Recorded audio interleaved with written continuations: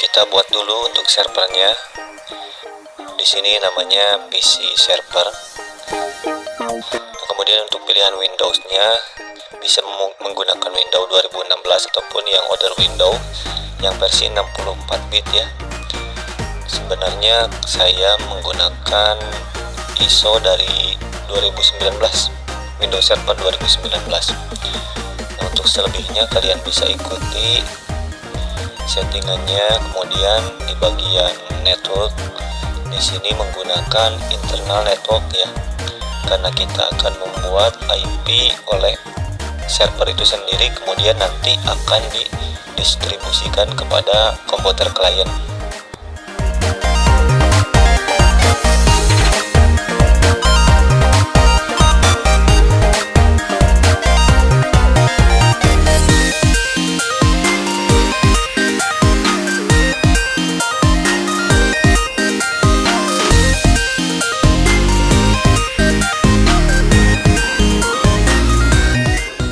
Untuk instalasinya tidak jauh berbeda dengan Windows biasa. Perbedaannya mungkin nanti akan terlihat ketika sistem operasinya sudah terinstall. Untuk pilihannya ini memakai yang desktop ya, desktop experience.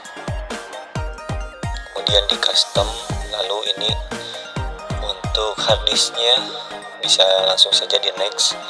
Untuk loadingnya karena lama, saya skip dulu.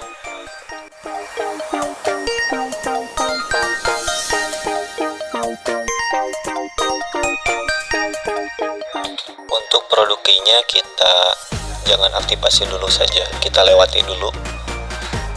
Nah, untuk passwordnya sendiri kalian bisa bikin secara bebas, baik itu karakter maupun angka maupun huruf. Langsung finish, dan di sini saya skip lagi ya karena lama. Nah, jika sudah seperti ini, kalian tinggal pilih di bagian input keyboard, lalu ikuti saja. Nah, lalu masukkan password yang tadi kita buat.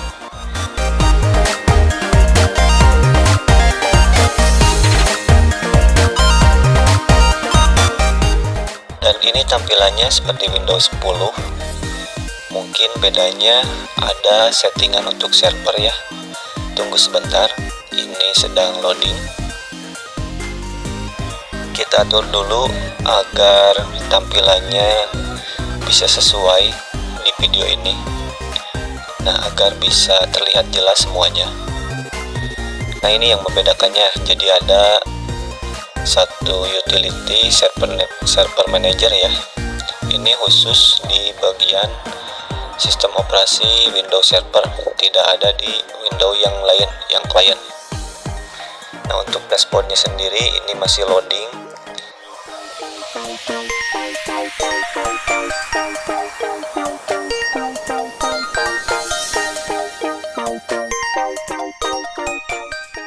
Tampilannya seperti ini, bisa dilihat sendiri. Nah, sebelumnya kita akan close dulu ya, karena ini masih loading, nanti kita buka lagi. Namun sebelum itu kita atur dulu IP address-nya agar nanti tidak lupa. Kita masuk di bagian setting, ada di bagian network and sharing center ya. Nah, seperti biasa kalian juga sudah tahu mengenai pembuatan alamat IP secara statik. Ini IP versi 4 ya.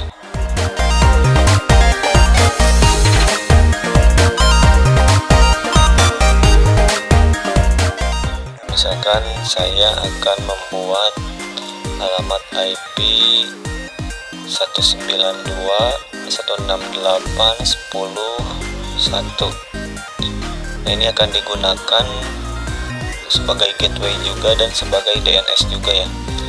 Sebenarnya bisa di bagian DNS itu memakai IP loopback ya, yang 127.0.0.1. Cuman kita akan mencoba dengan IP address-nya saja.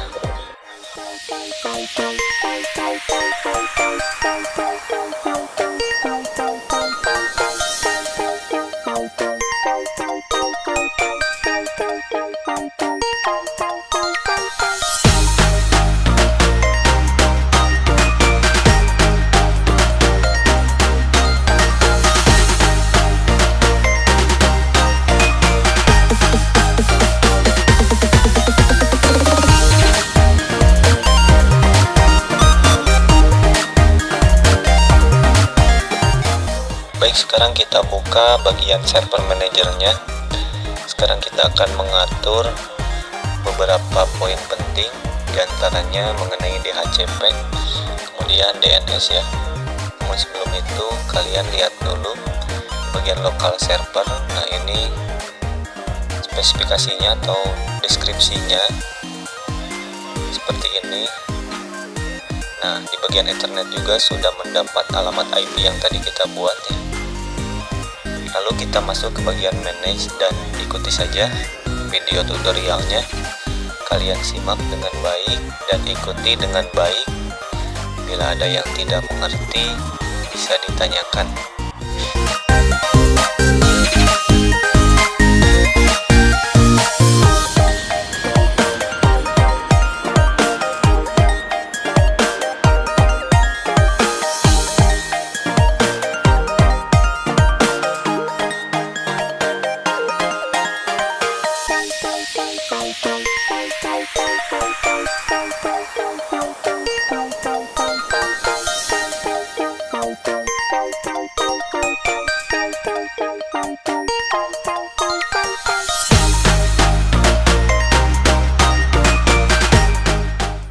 Nah, di bagian restart saya centang agar ketika proses instalasinya selesai, dia akan merestart secara otomatis.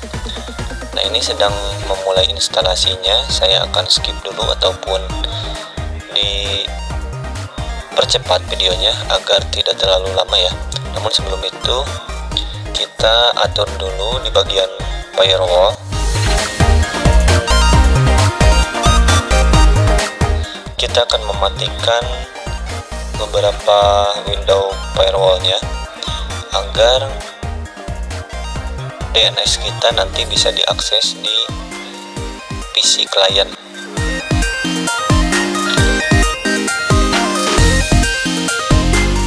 Nah, adapun untuk settingan ini hanya opsional dari saya. Kalian mau ikuti silakan, kalaupun tidak dicoba dulu, barangkali bisa.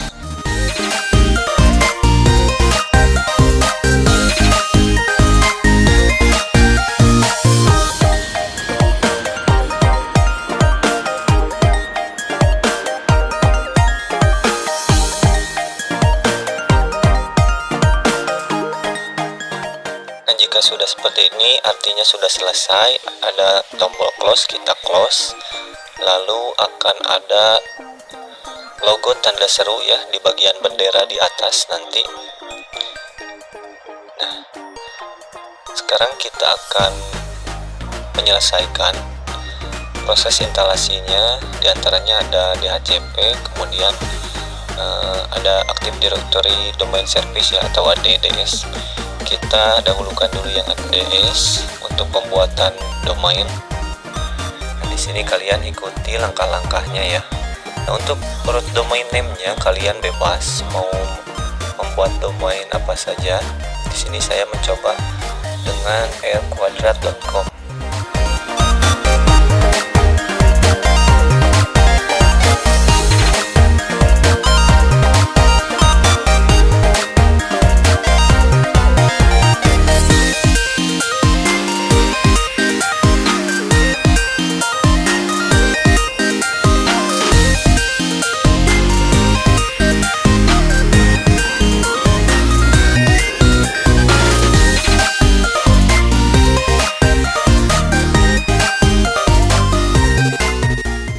Nah, jika sudah seperti ini, kalian tinggal isi saja passwordnya, tidak usah diatur lagi yang bagian atasnya.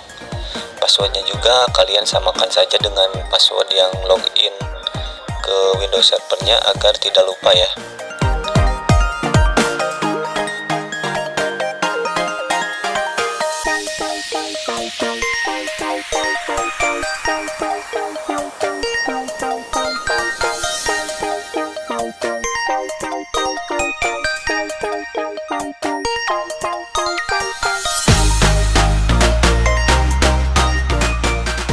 Oke, jika sudah seperti ini artinya penginstalan sudah selesai.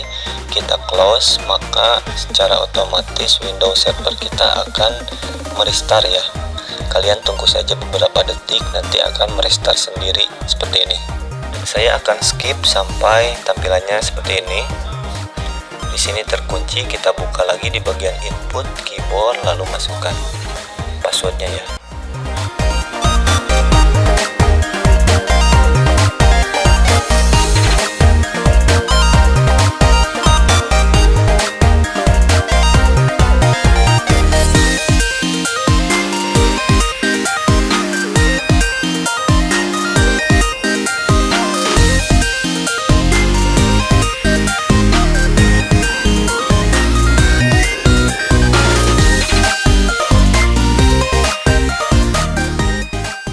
Tunggu sampai di sebelah kirinya sudah ada semua yang tadi kita install.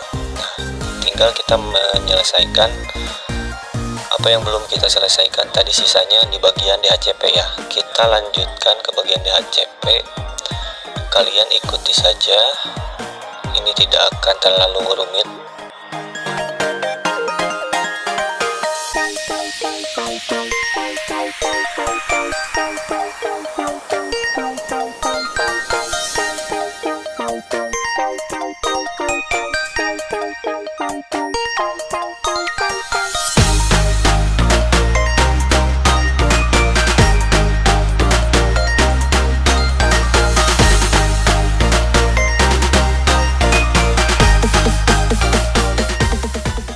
Sekarang tampilannya sudah ada. Di bagian IPv4 kita klik kanan, lalu pilih bagian New Scope. Nah, kalian masukkan namanya bebas. Di sini saya mencoba dengan nama LAN 1 ya, LAN strip 1, lalu next. Nah, di bagian start IP address-nya ini maksudnya untuk si klien. Jadi kalau tadi kan 192.168.10, nah tadi kan 1 ya. Kita lihat dulu, barangkali lupa. Jadi kalau misalkan server sudah dikasih 10.1, artinya jangan digunakan lagi untuk klien ya. Kalian bisa mulai dengan 10.2 ataupun yang lainnya. Nah, ini kan yang server 10.1. Kita akan masukkan untuk start IP address-nya 10.2 misalkan. Kemudian NIP address-nya maksudnya ini untuk berapa klien yang akan kita bagikan IP address-nya. Anggap saja 20, walaupun sebenarnya kita hanya membuat satu klien ya. Nah, untuk yang ini kita next saja. Ini bisa di next langsung, next langsung. Nah, sedangkan ini gateway-nya kita masukkan IP address yang di server tadi 10.1. Kemudian kita add, lalu next. Di sini next lagi, next lagi, next lagi, dan finish. Lalu kita restart terlebih dahulu.